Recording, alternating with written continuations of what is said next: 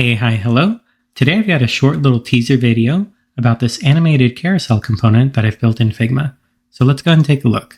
You can open up the prototype and then you'll see that I get the nice little hover effects on the buttons here, and I can click through, and it's actually quite fun to click very fast.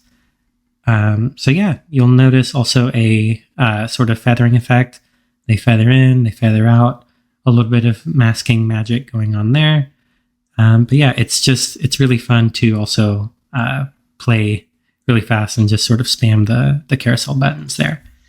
Let's take a quick look at how you can edit this. So I've got a swap slot property here that allows you to swap all of the slides with the same component.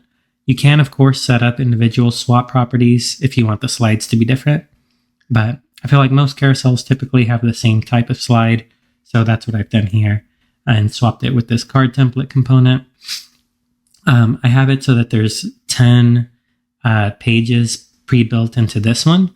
There's also this all slides, which really is just to enable a quick edit mode here. So if you toggle on edit mode, you can see all of the slides at one time. There's no animation really going on here. This is strictly just for like ease of editing. So if I wanted to come in here and change this to 1, 2, and 3, and then toggle this back off to not be in edit mode, and then zoom back in and play the prototype, you'll see that very easily I was able to update those slide titles. And you could do the same thing for the descriptions and the read more button. So that's more of a usability, quality of life feature of the component, not so much, about how it works, but I think it is very nice. So you don't have to sort of go like slide by slide editing the content.